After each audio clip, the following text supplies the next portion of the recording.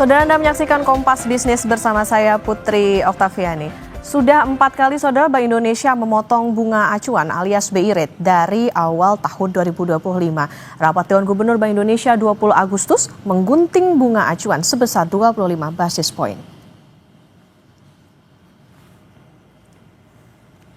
Sejak awal tahun secara keseluruhan BI Rate turun 1 persen poin. BI Rate Juli merupakan rekor terendah sejak RDG November 2022. Ada sinyal menarik yang dilempar Bank Indonesia.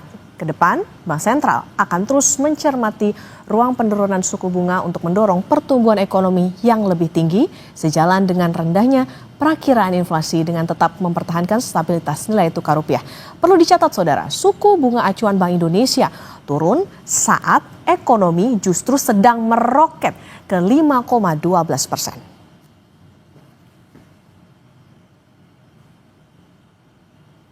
Ada data menarik lain yang ditunjukkan Bank Indonesia. Saat ekonomi meroket, laju pertumbuhan kredit justru menukik ke bawah. Rinciannya, Mei masih tumbuh 8,43%, Juni 7,79% dan Juli 7,03%. Bank Indonesia bilang perilaku perbankan cenderung berhati-hati dalam menyalurkan kredit. Antara lain tercermin pada standar penyaluran kredit atau lending standard yang meningkat. Perbankan juga lebih memilih menempatkan kelebihan likuiditas pada surat-surat berharga. Dalam RDG, Gubernur Bank Indonesia Peri Warjio bilang ekonomi global masih tidak pasti, tetapi ekonomi Indonesia berpeluang membaik. Secara keseluruhan, trennya pertumbuhan ekonomi global akan menurun, inflasinya akan kecenderungan menurun, arah kebijakan moneter akan akomodatif, tapi tentu saja dalam jangka pendek karena ketidakpastian, kebijakan reserve tarif itu masih dinamis, masih akan terus bergerak. Inilah yang membawa suatu ketidakpastian pasar keuangan global jangka pendek. Dua, mengenai pertumbuhan ekonomi terkini pasca data PDB kuartal 2 2025. Tadi kami sampaikan hasil pembahasan kami di rapat Dewan Gubernur di semester 2 ini pertumbuhan ekonomi Indonesia itu akan membaik. Satu, karena memang kinerja ekspor yang masih akan terus membaik ke berbagai negara dengan tentu saja dampak resiprokal tarif yang lebih rendah dari perkiraan. Sehingga kinerja ekspor masih menjadi penopang pertumbuhan ekonomi dunia. Indonesia, mohon maaf. Nah, saudara, wajarkah atau lazimkah BI Rate turun saat ekonomi melesat? Lazimkah penyaluran kredit melambat saat ekonomi melesat? Kompas Bisnis akan tanya ke Joshua Pardede, Kepala Ekonom Bank Permata. Selamat pagi, Mas Joshua. Selamat pagi, Okta. Mas Joshua, ini kan dikatakan ekonominya melesat, tapi kenapa sih bunganya turun? Bukankah penurunan bunga itu selalu identik dengan pro-growth dilakukan saat ekonomi sulit gerak ataupun sebagai rem, justru ketika lajunya sangat cepat hingga bunga turun nih untuk mencegah supaya ekonominya nggak overheat gitu?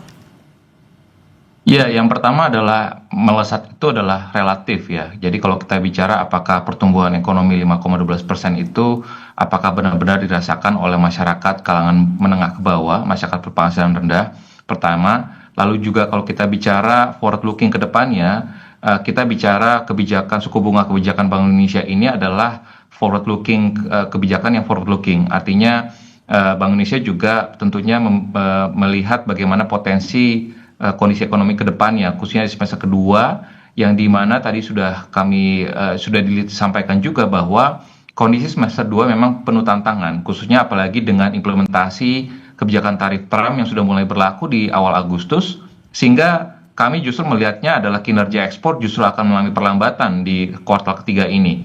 Dan ditambah lagi juga dengan beberapa indikasi lainnya, seperti misalkan kalau kita melihat di kuartal kedua dengan adanya banyaknya libur nasional, kita terdoronglah spending. Nah, di kuartal dan semester kedua ini memang kurang lebih tidak banyak libur ya, sehingga itu diperkirakan makanya kondisi spending masyarakat pun juga mungkin akan sedikit terhambat, sehingga memang diperlukanlah intervensi kebijakan, dalam hal ini stimulus dalam hal kebijakan moneter, yakni wujudnya adalah penurunan suku bunga untuk dapat bisa menstimulasi pertumbuhan ekonomi di semester kedua. Yang diharapkan ini pun juga dikombinasikan ya dengan akselerasi dari belanja pemerintah, yang dimana ini baru mulai kelihatan ya di bulan Juni tahun ini, baru saja mulai di akhir kuartal kedua, yang harapannya ini jangan lagi terjadi di kedepannya, agar penurunan suku bunga dari Bank Indonesia ini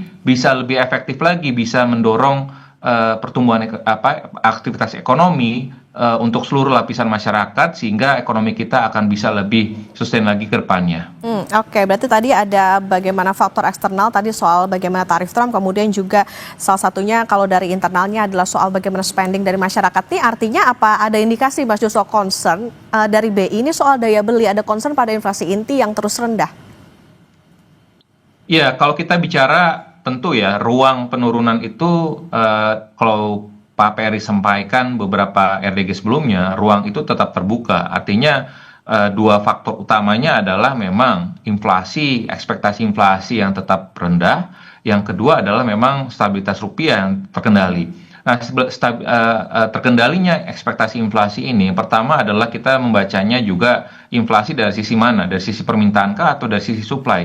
Kalau kita bicara sisi sisi permintaan, memang ada indikasi memang kondisi permintaan perekonomian pun juga mengalami pelemahan ya. Oleh sebab itu, maka latar belakang di mana mengapa inflasi ini inti, yakni yang mengindikasikan tadi permintaan dari perekonomian ini masih lemah, yakni kalau bahasa teknisnya disampaikan output gap, yaitu masih negatif. Artinya ini mendorong ataupun memberikan ruang untuk penurunan suku bunga. Jadi kami tetap menyatakan bahwa keputusan dari Bank Indonesia pada RDG bulan ini dengan memangkas suku bunganya itu tepat ya, dan ini memang di luar konsensus ya. Sebagian besar ekonom di bulan ini menyatakan mempertahankan suku bunga ya, tapi ini sejalan dengan proyeksi kami ya, bahwa di bulan ini memang BI masih memiliki ruang untuk memangkas suku bunganya karena tadi inflasinya tetap terkendali, dan ini memang betul mengindikasikan tadi beberapa lapisan masyarakat khususnya kelas menengah ini masih mengalami penurunan daya beli, sehingga ini perlu distimulasi dengan penurunan suku bunga, dan sehingga tadi ini akan bisa mendorong pemulihan dari sisi daya beli khususnya kelas menengah.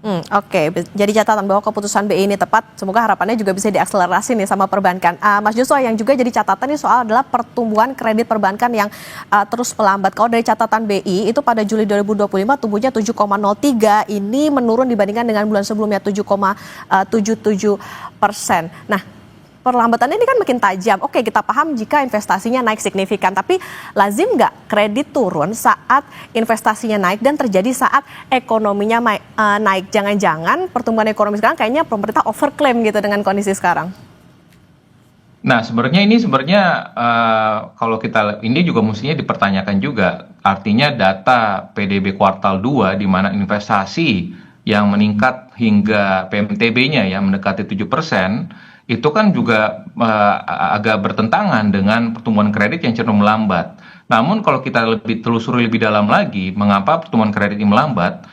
Investasi ini ternyata cukup banyak dipengaruhi ataupun disupport ya oleh dana internal, artinya retain earning ya, artinya mungkin dana keuntungan sebelumnya ditahan gitu ya, artinya jadi sektor usaha ataupun dunia usaha tidak menggunakan kredit perbankan untuk melakukan ekspansi ataupun investasi, sehingga tadi pertumbuhan kreditnya pun juga mengalami pelemahan. Itu dalam kasus kredit modal kerja ataupun kredit investasi.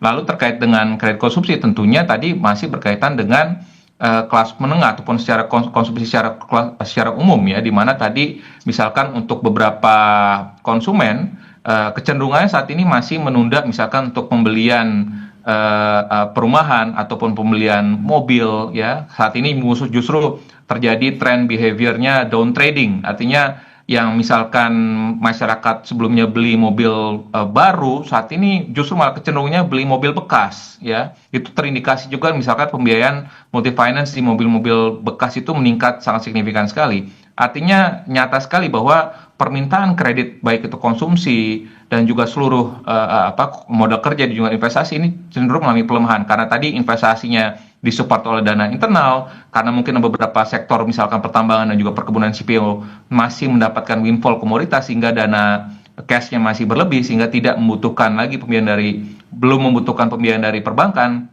Dan tadi sisi lainnya ada konsumsinya masyarakat pun juga menunda belanja sehingga permintaan kredit konsumsi pun juga tertahan seperti itu. Oke, ini yang perlu dijelaskan oleh pemerintah. Soalnya kalau misalnya lihat kondisinya nih kayaknya masyarakat juga lagi ngerem nih buat ngambil kredit. Mas Joshua, teknis tapi sebenarnya ini menarik juga. Sebagai penegasan, Bank Indonesia kan bilang juga nih, perilaku perbankan itu cenderung hati-hati dalam menyalurkan kredit. Antara lain tercermin pada standar penyaluran kredit atau lending standard yang meningkat. Sebenarnya apa ini perbankan kita nih melihat ada faktor resiko nggak ke depan? Ya, kalau kita melihat dari proyeksi ekonomi global dari IMF, World Bank, ADB yang menyatakan bahwa pertumbuhan global tahun depan ya, tentu perbankan juga melihat risiko kan nggak mungkin melihatnya 1-2 bulan ke depan saja, tapi melihatnya 1-2 tahun ke depan. Dan melihat risiko ke depannya kan ini dampak dari tarif Trump ini kan cukup masif ya, dan ini sekalipun memang mungkin dampak langsungnya untuk exposure produk industri manufaktur kita yang terekspos ke Amerika Serikat ini mungkin dampaknya relatif kecil yang seperti disampaikan juga oleh Menteri Keuangan 2 hingga 3% terhadap PDB. Tapi kita perlu antisipasi dampak tidak langsungnya karena tarif ini juga dikenakan terhadap seluruh mitra dagang utama Indonesia, Jepang, Eropa, ASEAN, negara-negara ASEAN. Ini pun juga akan terkena. Artinya permintaan ekspor Indonesia dari negara-negara tersebut yang juga notabene terkena risiko tarif oleh Amerika, ini pun juga akan terkena dampaknya. Artinya tentu kita melihat, perbankan juga tentunya melihat bahwa risiko ada di sana dan juga terkait juga tadi dengan kondisi pelemahan daya beli kelas menengah. Artinya tentunya perbankan pun juga dengan kondisi tersebut, terus appetite-nya dalam hal ini lending standarnya pun juga diperketat ya, karena melihat juga bahwa kinerja misalkan kredit UMKM, misalkan risiko kreditnya, trennya menunjukkan tren yang meningkat dalam 1-2 tahun terakhir ini. Sehingga hal itu saya pikir sangat rasional bagi perbankan untuk mengetatkan lending standarnya. Dan karena kembali lagi yang perlu kita ingat adalah bahwa sektor perbankan adalah will always follow the economy. Ketika ekonominya melambat, ya tentunya perbankan akan cenderung mengerem. Pada saat ekonominya menunjukkan pertumbuhan, dengan sendirinya saya pikir perbankan pun juga akan terus mendorong intermediasi perbankannya, fungsi intermediasinya kepada sektor real. Jadi ini bukan berarti perbankan menahan, tapi tentunya karena tadi ada faktor risiko di depannya sehingga ya, perbankan cenderung memperketat lending standar kreditnya. Oke, berarti ini menjadi sebuah langkah preventif. Tentunya tadi soal bagaimana akrobatnya Presiden Trump dan juga bagaimana dampaknya ke asumsi nilai tukar rupiah. Nanti kita lanjutkan kembali Mas Joshua dan saudara tetap bersama kami di Kompas Bisnis. Mas Joshua, tadi kalau dikatakan misalnya nih perbankan kayaknya agak bisa dikatakan ya hati-hati lah gitu jadi preventif karena ngelihat kondisi saat ini. Nah, jadi kapan kira-kira perbankan ini menurunkan bunga kredit mereka kalaupun belum, apa dan siapa penghalangnya?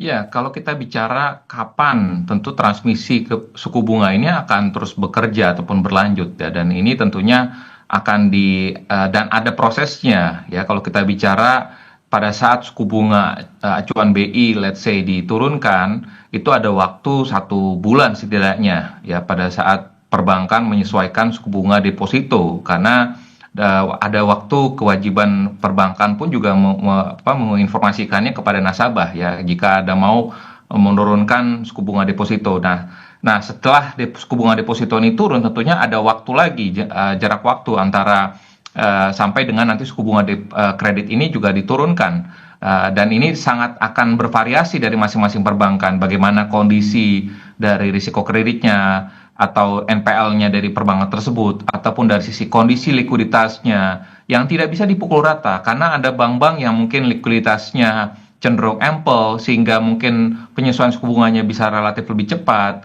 namun juga ada bank-bank yang relatif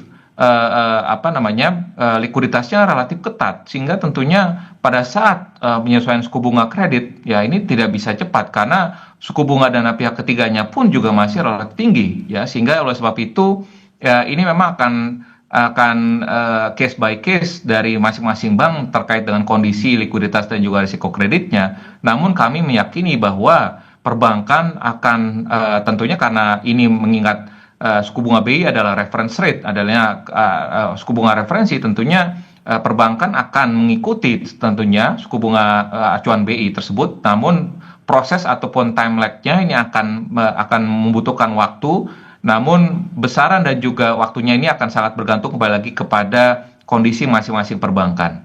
Oke, acuannya udah turun terus dari BI, tapi tentu yang jadi catatan perbankannya mau nggak nih ikutan, karena atau janjian tadi lagi hati-hati banget nih ngeliat bagaimana kondisi. Oke, Mas Joshua, rupiah di era APBN ini juga naik ke 16.500. Bukankah ini bisa dikatakan jadi apa ya? Ada sinyal keraguan fundamental ekonomi Indonesia, atau bukankah ini artinya ada premi resiko di dalam negeri, meskipun Menteri Keuangan Sri Mulyani bilang ini tuh karena ada apa ya, akrobatnya Presiden Trump gitu. Ya, satu sisi memang kami melihat bahwa ini tentunya antisipatif ya, mitigasi bahwa yang tadi risiko yang kami sampaikan bahwa ada risiko globalnya ya, dari Trump, dari pelambatan China, lalu juga dari geopolitik Timur Tengah. Namun juga kami melihatnya ini juga ada inkonsistensi, artinya dari sisi asumsi pertumbuhan ekonominya optimis 5,4%. Namun kalau kita lihat dari sisi nilai tukar rupiahnya tentunya ini agak sedikit konservatif ya, artinya agak kurang sejalan ya. Namun kalau kita memakai kacamatanya pemerintah, artinya mengapa pemerintah menggunakan asumsi yang cenderung lebih konservatif terhadap rupiah? Kami melihat bahwa kalau nanti sekiranya rupiah ini kan rata-rata ya, rata-rata asumsi rupiah pada era APBN ini kan rata-rata, artinya kalau nanti realisasinya di bawah ataupun lebih baik daripada 16.500, let's say 16.000, tentu ini kan memberikan dampak yang lebih positif ya kepada kepada anggaran ataupun pada APBN kita. Jadi artinya mungkin lebih baik sedikit konservatif kepada dari sisi rupiahnya, karena nanti mungkin dampaknya akan jauh lebih besar ya, karena kalau misalkan pemerintah memasang terlalu optimis kepada rupiahnya, nanti kalau misalkan terjadi gejolak yang tidak diantisipasi, tentunya nanti akan bisa berimbas juga nanti kepada misalkan ada penambahan belanja, let's say misalkan kepada belanja subsidi, energi dan lain sebagainya. Tentu ini akan bisa mendorong pembengkakan defisit APBN ke depannya, dan itu yang mungkin diantisipasi untuk dimitigasi oleh pemerintah. Jadi saya pikir itu menjadi salah satu dasar mengapa pemerintah memasang asumsi 16.500 pada era APBN 2026 mendatang. Oke, meskipun tetap ada nada optimistik begitu ya dengan 16.500, tapi harapannya bisa kurang dari 16.500. Nah, ini jadi catat lagi bahwa tadi kalau kembali lagi bagaimana BI udah menurunkan BI rate, tapi harapannya juga diikuti dari perbankan, meskipun juga Bang tadi hitung-hitungan gimana preventifnya dengan adanya faktor-faktor dari eksternal tadi, supaya tentunya bisa kerek ekonomi nih Mas, dan juga kondisinya bisa dikatakan kalau ekonominya lagi oke, ya kondisinya benar-benar oke, agar nggak jadi pertanyaan buat investor maupun juga publik. Terima kasih Kepala Ekonom Bank Permata Mas Joshua Pardede sudah bersama di Kompas Bisnis. Sehat selalu.